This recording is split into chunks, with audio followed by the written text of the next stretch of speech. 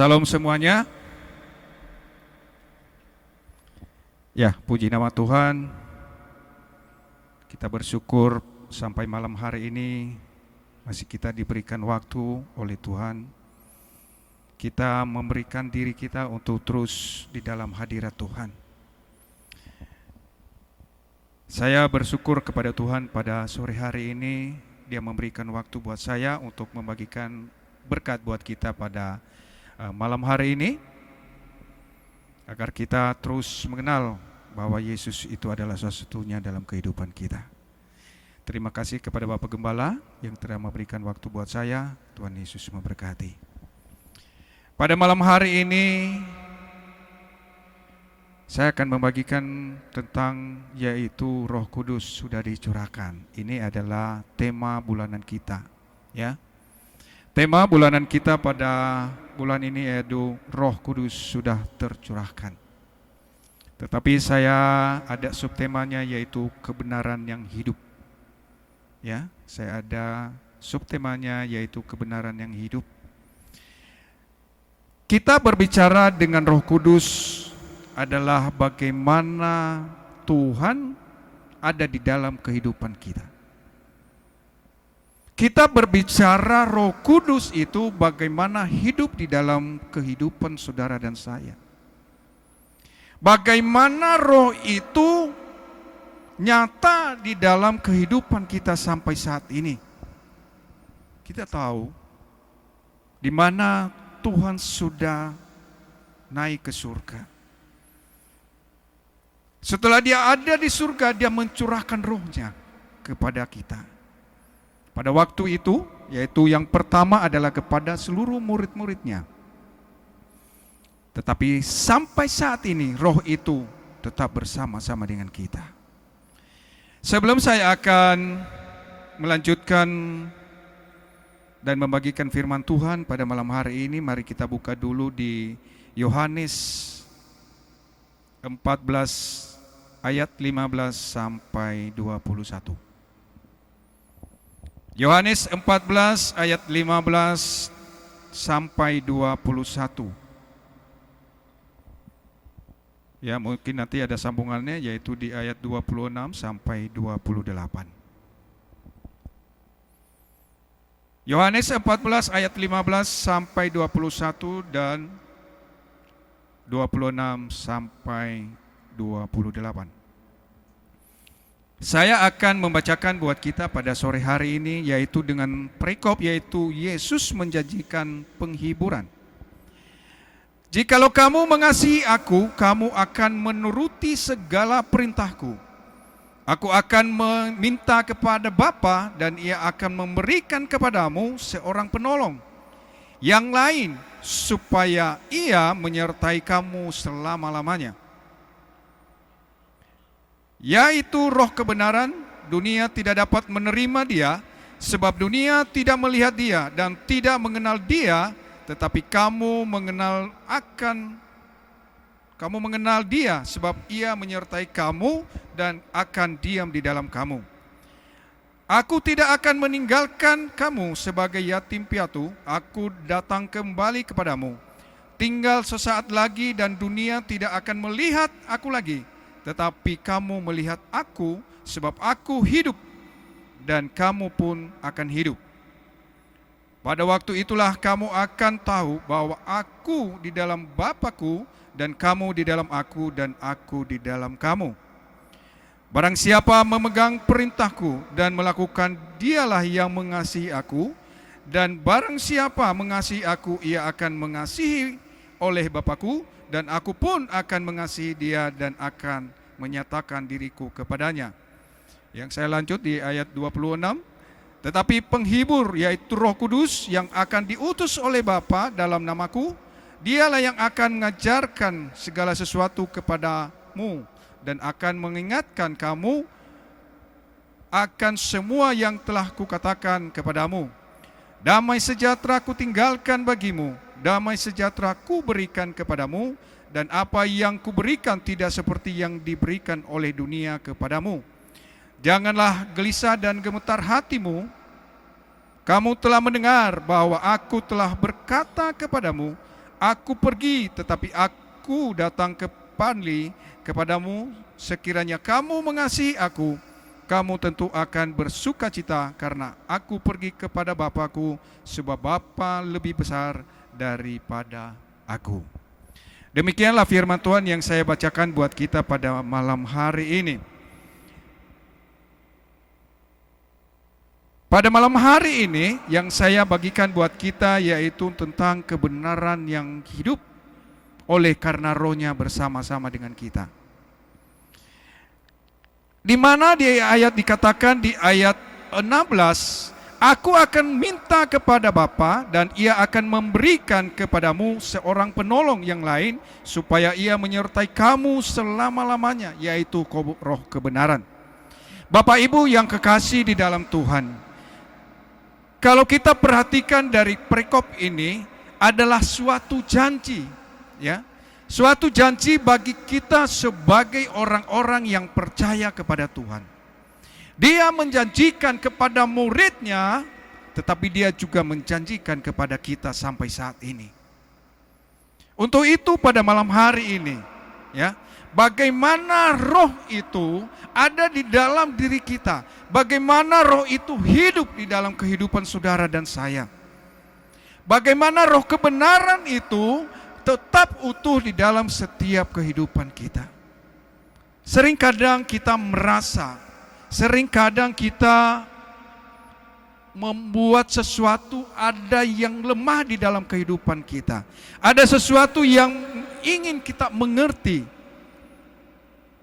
Kita melihat bahwa Roh ini, ya, Roh yang hidup di dalam diri kita adalah Roh Tuhan sendiri, bukan roh yang lain. Makanya di dunia ini adalah dunia gelap. Dunia yang tidak ada apa-apanya di dalam kehidupan kita. Dunia yang menghancurkan pribadi kita.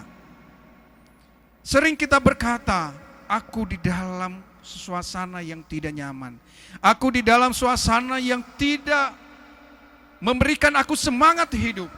Tetapi pada saat ini Tuhan menjanjikan kepada kita melalui Roh-Nya yang bersama-sama dengan kita sampai saat ini. Di mana kita baca di ayat berikutnya yaitu di ayat 17, yaitu di dalam Roh kebenaran dunia tidak dapat menerima dia, ya. Artinya dunia ini tidak menerima dia karena kita adalah penuh dengan dosa dan perbuatan-perbuatan yang tidak berkenan di hadapan Tuhan. Nah, bagaimana kita harus menghidupkan Roh itu di dalam diri kita? Bagaimana Roh itu ada nyata di dalam pribadi kita? Saya sering merenungkan secara pribadi saya sendiri. Kalau saya perhatikan, kalau saya ingat kehidupan saya, pribadi saya secara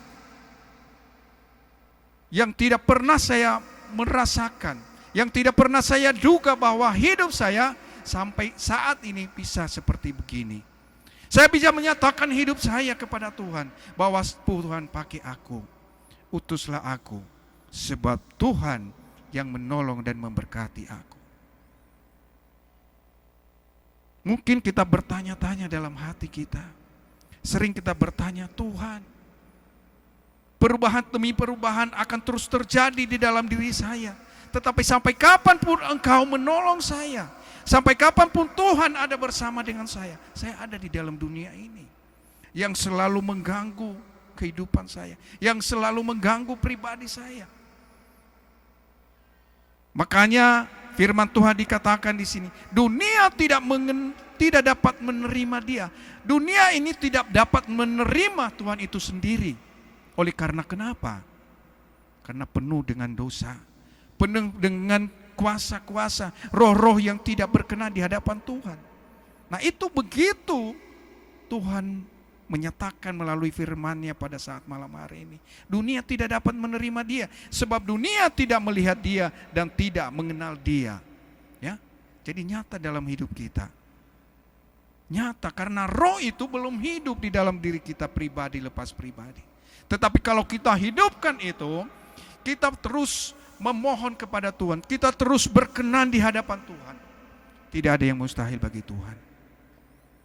Tidak ada yang mustahil bagi Tuhan. Dia terus menonton kita. Dia terus mengarahkan hidup kita. Dia terus memakai kita. Karena Roh itu terus berkarya dan berkarya dalam hidup kita. Saya secara pribadi di dalam pelayanan, khususnya saudara-saudara kita, ya, saya nggak tahu. Sampai saat ini saya tetap rindu dan saya harus melakukannya, ya, agar kebenaran itu terus terjadi. Ya, saya itu rindu. Bagaimana kita harus menjangkau, ya, mereka, menjangkau saudara-saudara kita, ya, di dalam kehidupan kita, di dalam keluarga kita. Saya beberapa bulan yang lalu, semestinya saya secara pribadi, Tuhan, dalam keluarga kami, khususnya keluarga istri saya, ya, dari Lampung, adik iparku mengatakan, "Mas, saya ini sakit. Saya percaya bahwa Tuhan itu pastinya bukan saya." Saya dalam hati saya, ini keluarga saya dulunya saya ditolak habis-habisan. Saya ditolak habis-habisan, tetapi saya bersyukur kepada Tuhan. Ada yang mengatakan nanti sampai mati pun kami tidak bakalan menginjak rumah. Ya saya tetap merasa, ya udah kalau memang gak mau ke rumah ya gak apa-apa, ya kan? Tetapi saya berdoa kepada Tuhan terus. Saya berdoa, ya, sampai saat ini saya berdoa kepada Tuhan agar keluarga kami terus utuh, baik keluarga saya maupun keluarga istri saya. Puji Tuhan, ya, puji Tuhan. Kalau Roh itu berkarya, walaupun mereka di Lampung sana, kalau mereka di Lampung sana, mereka dilawat oleh Tuhan. Sehingga sampai saat ini bisa kami satu piring, satu kulkas, satu kuali. Nah, itulah kebesaran Tuhan. Karena Roh itu kita hidupkan di dalam diri kita. Makanya Roh kebenaran itu kalau kita benar-benar ada di dalam Tuhan, pasti Tuhan menuntun kita. Sampai adik ipar saya beberapa bulan dia mengatakan, "Mas, bagaimana kamu doakan saya mau ikut Tuhan." Ya, saya mau ikut Tuhan. Itu satu kebanggaan saya. Kebanggaan saya dalam secara pribadi saya. Saya percaya bahwa Tuhan itu selalu melakukan karya-karyanya di dalam keluarga saya, keluarga istri saya. Saya mau ngikut Tuhan. Tapi apa boleh buat, saya jaraknya jauh. Ya, Bekasi. Ya paling saya kadang-kadang video call, ya, dengan mereka, ya, adik ipar saya yang perempuan, saya berdoa buat mereka, buat dia secara pribadi. Tapi itu yang saya syukurin sampai saat ini. Saya bersyukur banget, dan saya bersyukur banget, ya. Ya juga beberapa dari anak-anak Tuhan, anak-anak, ya, saudara-saudara kita di sekitaran kita ini. Saya rindu mereka itu, mari kita bersama-sama. Mari kita mengenal Tuhan itu. Bila Roh itu menyala-nyala di dalam diri kita. Kita karena hidup kita ini adalah sia-sia di mata Tuhan kalau tidak kita melakukan apa perbuatan yang baik di hadapan Tuhan. Makanya sering saya katakan dalam doa saya, utuslah aku, pakailah aku Tuhan. Nah itu terus yang saya doakan dan saya minta kepada Tuhan. Tetapi satu persatu Tuhan jawab, satu persatu Tuhan melakukan lawatannya. Makanya pada saat ini, ya, kenapa? Karena Roh itu sudah turun dalam hidup kita, sudah dicurahkan Roh di dalam hidup kita. Mari kita juga hidupkan Roh itu agar kehidupan kita, kehidupan saudara kita, kehidupan keluarga kita semakin dipulihkan karena Roh terus yang berkarya di dalam kehidupan mereka semua. Yang berikutnya yaitu ada karya Roh Kudus, ya. Ada karya Roh Kudus, ya. Karya Roh Kudus itu bagaimana? Karya Roh Kudus itu bagaimana hidup di dalam diri kita, ya. Caranya apa yang harus kita lakukan? Apa yang harus kita lakukan? Saya kadang tengah malam, ya, saya kadang tengah malam itu kurang lebih jam 1, jam 2 itu saya udah gak bisa tidur, ya. Saya sering berdoa kepada Tuhan. Ya, mungkin kalau ada yang WA saya dari jam 1 sampai jam 3 itu pasti masuk dan pasti saya buka. Ya. Saya terus berdoa kepada Tuhan. Biarlah karya-karya Tuhan itu masuk di dalam diriku. Masuk di dalam hadiratnya. Biarlah hadiratnya Tuhan itu terus nyata. Itu yang saya minta kepada Tuhan. Ya, karena karya Tuhan itu yang kita tenteng kemana-mana. Itu yang kita lakukan kemana-mana. Ya. Kalau tidak ada karya Tuhan dalam diri kita, apa yang harus kita perbuat? Apa yang harus kita kerjakan? Apa yang harus kita lakukan setiap hari? Dia berkarya dalam hidup saudara dan saya. Dia melakukan karya-karyanya yang besar. Karena Roh Kudus itu adalah jaminan bagi kehidupan kita. Karena Roh Kudus adalah jaminan bagi setiap orang yang percaya. Bukan hanya biasa-biasa saja Roh Kudus itu, tetapi itu adalah merupakan jaminan bagi kehidupan saudara dan saya. Dia memeteraikan di dalam kehidupan kita. Karena dia berkarya di dalam hidup kita, dia juga memastikan bahwa hidupku, hidup saudara dan semuanya, itu ada meterai yang harus dicatat oleh Tuhan kepada kita. Ada meterai-meterai yang tertanam di dalam kehidupan kita. Ada sesuatu yang perlu kita harus ingat bahwa Tuhan adalah sumber dari segala-galanya dalam kehidupan kita. Ada roh yang menyala-nyala. Kalau Tuhan berkarya dalam hidup kita, pasti Tuhan membangun kita, membangun roh kita, membangun jiwa dan roh kehidupan kita sampai saat ini. Saya percaya bagi kita saat ini, bagaimana karya-karya Tuhan. Jangan pernah kita tinggalkan karya Tuhan di dalam diri kita. Kita harus melakukan karya itu. Kita harus memberitakan firman itu kepada siapapun. Kita harus memberitakan kuasa itu. Kita harus memberitakan berita sukacita itu yang bersumber daripada Tuhan itu sendiri. Kita harus memperoleh yang namanya sukacita. Harus kita memperoleh yang namanya karya itu. Kalau kita memperoleh itu, luar biasa. Luar biasa, tidak pernah terbatas dalam kehidupan saudara dan saya. Makanya setiap diri saya bangun terus. Saya bangun terus di hadapan Tuhan. Pakai aku Tuhan, apa yang harus aku lakukan lagi? Apa yang harus aku kerjakan lagi Tuhan? Dalam umur-umur sudah 50 ke atas ini, ya apalagi yang kita perbuat, hanya melakukan karya Tuhan di dalam diri kita. Tidak ada yang lain. Kita tidak bisa berbuat apa-apa. Kita tidak bisa melakukan lebih dari apa yang di dalam pikiran kita. Lebih dari apa yang kita sudah siapkan di dalam diri kita. Tapi kalau kita mengandalkan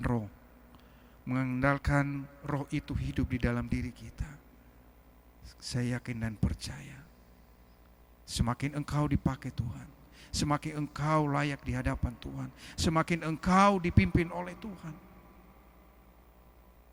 Itulah yang saya sampai saat ini, saya harus merenungkan bagaimana Tuhan membalikkan tangannya, bagaimana Tuhan memakai kita. Untuk itu pada malam hari ini, karena kita ini adalah lemah, tidak ada kekuatan, tidak ada daya, ya, karena di Roma 8 dikatakan ayat 26, demikian juga Roh membantu kita dalam kelemahan kita, sebab kita tidak tahu bagaimana sebenarnya harus berdoa, tetapi Roh sendiri berdoa untuk kita kepada Allah dengan keluhan-keluhan yang tidak terucapkan, ya. Karena roh kita ini lemah,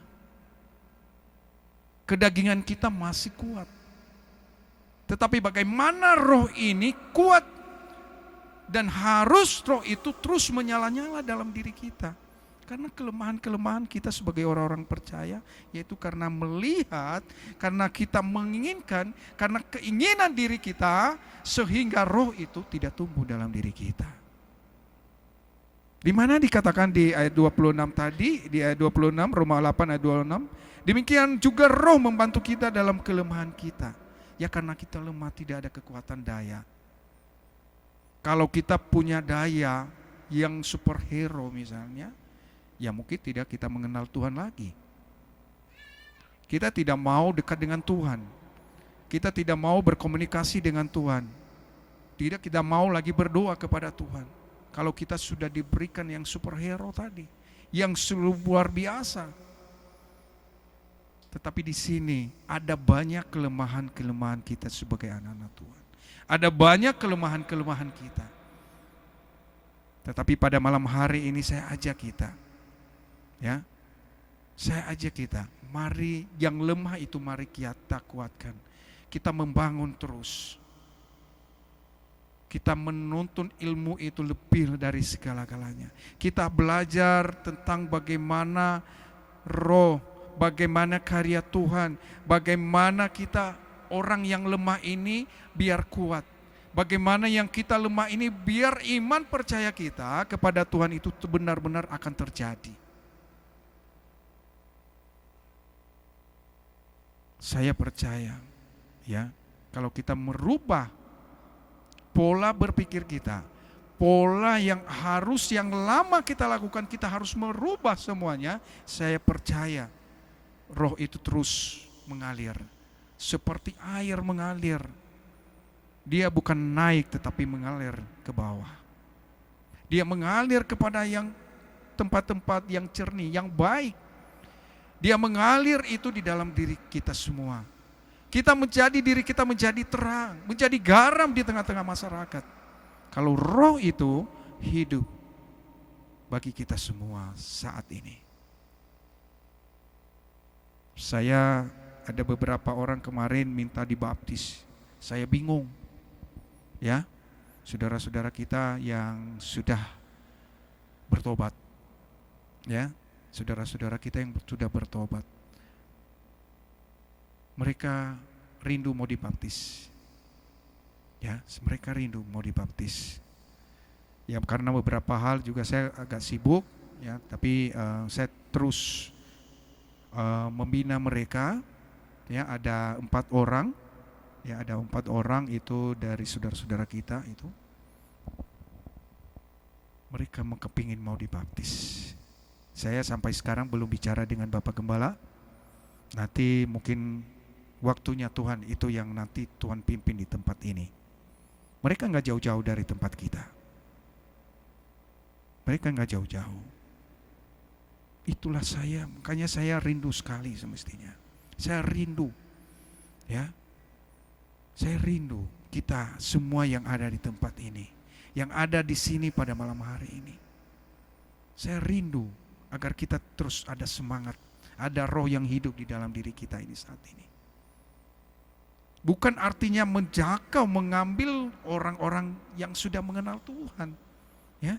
Bukan saudara-saudara kita yang gerejanya di sana masuk ke tempat kita, bukan itu. Saya punya visi misi sendiri. Bagaimana saya harus mereka masuk bersama dengan kita di tempat ini. Jangan kita pernah takut. Jangan pernah kita ada kekhawatiran. Oh iya, nanti kalau mereka mengenal saya, bagaimana saya nanti bawa mereka, bagaimana caranya. Kita terus, itu menjadi dilema dalam diri kita, ya, itu menjadi dilema. Tetapi kalau roh yang menuntun kita, roh yang selalu ada dalam hidup kita, Tuhan pasti buka jalan. Makanya saya waktu dikasih tugas Bapak Gembala di tempat ini menjadi ketua misi, saya rindu. Makanya nanti Bapak Ibu yang mau, ya, bermisi, ya, mari kita belajar, ya. Sebelum nanti kita berangkat, kita juga belajar di sini, ya. Kita belajar di sini, ya. Nanti ada dosen yang saya sudah hubungin, ya. Dia mengajar tentang misi-misi itu, ya. bagaimana perbedaan, bagaimana kita menjangkau, bagaimana kita mendoakan mereka. Dan nanti kita diajarkan di tempat ini. Saya rindu di tempat ini banyak perubahan-perubahan dari kita semua. Kita menjangkau mereka, saudara-saudara kita. Siapapun keluarga yang belum mengenal Tuhan, mari kita bawa bersama dengan Tuhan. Mari kita menyembah Tuhan. Kita ajak mereka untuk mengenal lebih dalam Tuhan itu baik bagi kita. Dia menyelamatkan kita. Saya kerinduan saya di situ. Ya, walaupun ya kadang-kadang mungkin kita setiap hari Minggu beberapa bulan yang lalu ini kita jarang ketemu ya. Karena saya juga pelayanan ya. Saya juga pelayanan, jadi mungkin kita jarang ketemu. Apalagi bulan ini sampai bulan Agustus, karena saya PPL juga ya. Saya juga mahasiswa ya. Jadi kita harus belajar ya. Jangan hanya sebatas kita, tapi kita harus merefleksikan kepada siapapun. Ya, saya belajar. Saya terus belajar dan belajar. Apalagi tentang bagaimana membangun hubungan dengan yang tidak mengenal Tuhan, yang sudah mengenal Tuhan. Bagaimana kita harus membangun. Kita membangun diri kita membangun juga orang lain di dalam diri kita. Yang terakhir, ya, yang terakhir yaitu jangan khawatir. Ya, kalau roh ada di dalam diri kita, kita jangan khawatir. Ya, kita mari buka di Filipi 4 ayat 6. Filipi 4 ayat 6 yaitu tentang jangan khawatir.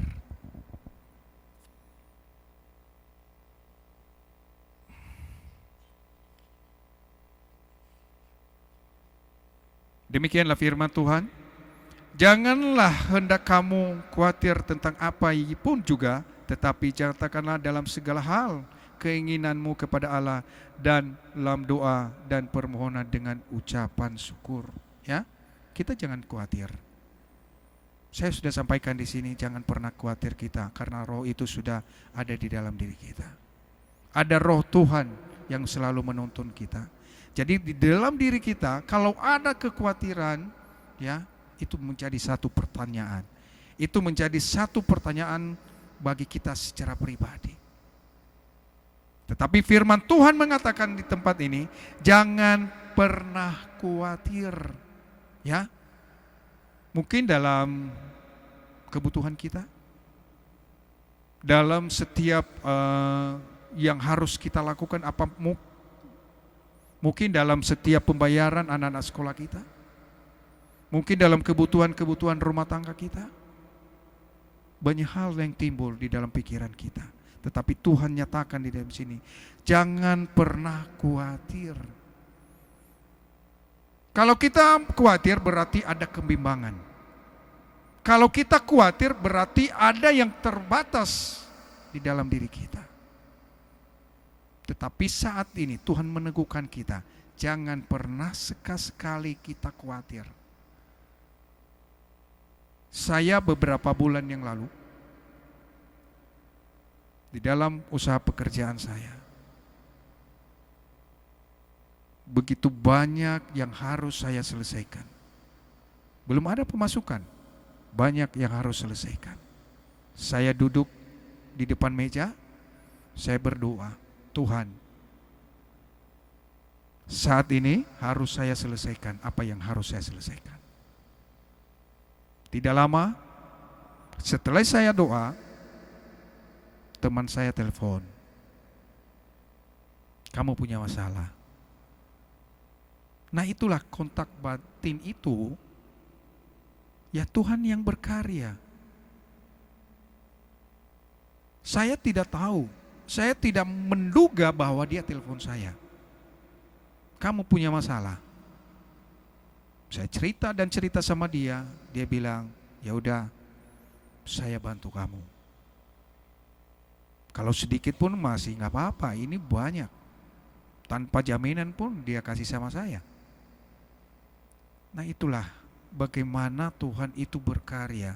Kalau kita berdoa dengan sungguh-sungguh, kita berdoa dengan sungguh-sungguh di hadapan Tuhan, pasti Tuhan itu menjawab.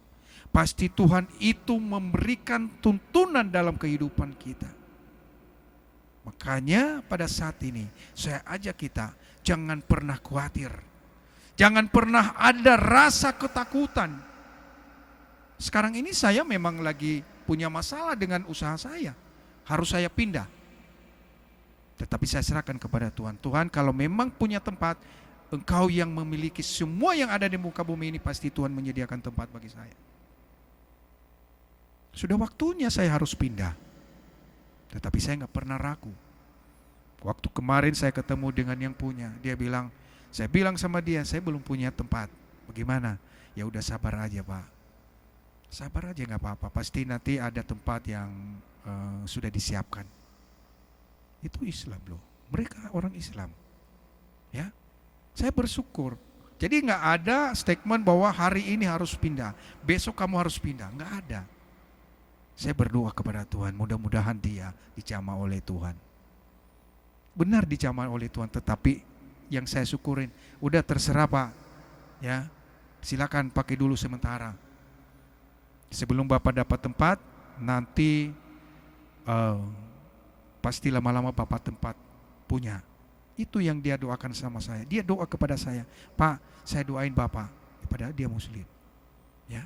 Nah itulah yang saya syukurin kepada Tuhan. Tapi artinya kalau Tuhan sudah berkarya, kalau Tuhan sudah melakukan, jangan pernah kita sekali-sekali khawatir dalam hidup ini. Jangan pernah kita khawatir.